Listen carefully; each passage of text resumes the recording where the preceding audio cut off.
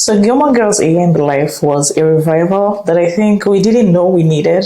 But after watching it, I was like, nah, I did not need that revival. Please just put it away. So I want to talk about all the reasons why Gilmore Girls A in the Life might have ruined Gilmore Girls. Hi, my name is Susan, and if you're new here, welcome. If you're not new here, how's it going? Let's start with Rory. Rory. I think I have actually done quite a number of videos and exhausted all of the things I have to say about Rory. And I think the revival,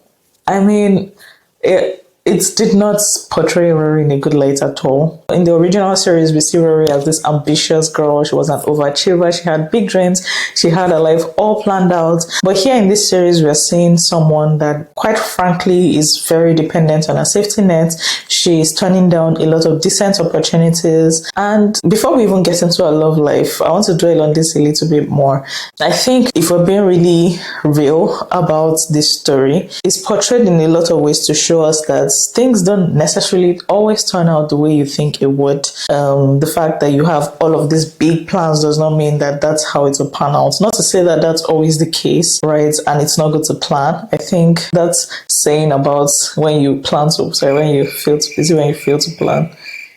When you fail to plan, yes, when you fail to plan, you plan to fail. Yes, I think that's true, right? But there are some times that you have plans and they get derailed. And I think that for Rory, it was more than getting derailed. It wasn't a situation of, oh, I had this and this and this planned out and I tried to make it work, but it didn't work that way. For Rory, she had things planned out, but she did not exactly follow through with some of the plans that she made for herself. She backed down when she was told that she wasn't good enough. There was a lot more that she could have done to make sure that some of her dreams actually got fulfilled and came true, but she just didn't do those things. And I think that's why Rory's character arc, descended quite a bit for me. It wasn't really good to watch her become someone like that. It was very hard to watch Rory's romantic indecision. It really made me want to scream, to be honest. The fact that she had a boyfriend that she literally forgot existed. She was always forgetting to break up with him. And she was also cheating on him with Logan, who, by the way, was also cheating on his own fiancé. Yeah, it's just like, no. Anyway, that's about Rory. There are lots of videos on the internet about Rory. I don't think we can stop hearing about how this arc, became what she became, especially in the revival. If you want to watch more about what I think about this, I did a video titled How a Gifted Child Became a Mediocre Adult. Now I'll talk about Luke as well. I personally think that Luke deserved so much more development in his character. It was quite not so nice to see that all of his character was just summed up in him being centered around Lorelai's life. This is Luke Danes we're talking about. He, in a way, helped to mentor Jess. He knew how to build things, to fix things. And, I think that there could have been much more to his character. Even though, to be quite honest, looking at it again, I think the reason why his character, especially around the work he was doing with that diner, didn't really grow was because you could see that Luke liked the familiar. He didn't like to try something different. He didn't like to try something new, right? For example, when they were about to do some renovation around, I think, his diner, he wasn't open to it. He was like, everything's working fine as it is. Why are we trying to change it? Why are we trying to change it? I have to decorate. I don't have to do anything but serve food. And coffee. And muffins. Taylor, I'm tired of having this conversation with you every year.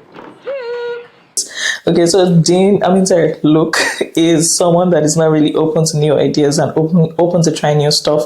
And I personally think that that's why his character arc didn't really develop beyond what it was like. And I guess the only new thing around his life was dating Lorelai, and that was the only thing that developed. I'm sorry.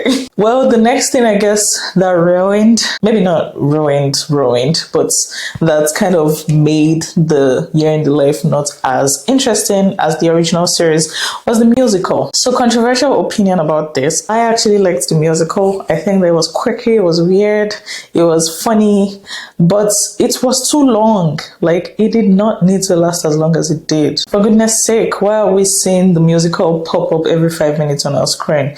This could have been time to show much more about Paris's character, much more about Lane's character, much more about Suki, for example. It feels like they extracted a lot of time from those characters and gave it to the musical that we never needed. Was there some, figurative thing that this musical was supposed to be showing us, because I know that this musical was majorly about Stars Hollow as a small town, not necessarily about any of the characters. So I don't know if you guys listened to the lyrics of the musical. Do you think that it was talking about something more? Was it like a deep? Were the lyrics deep? Maybe I wasn't paying attention. If you saw the musical, please let me know.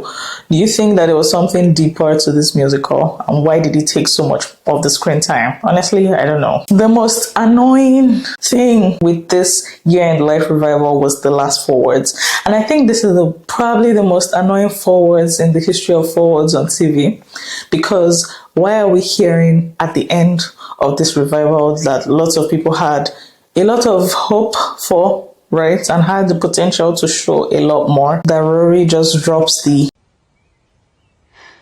Mom? Yeah. I'm pregnant.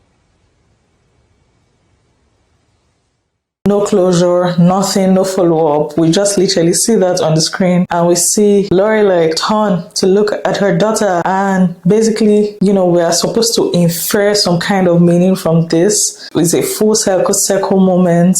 The same thing that happens to Lorelai is happening to Rory, even though she's now 32. So, it's not exactly the same thing, but I think that we as the viewers of this show need some financial compensation for this, because honestly, I think that ending was not really well thought out for them to end the series, especially when there's nothing more coming after that. Like, what is the take?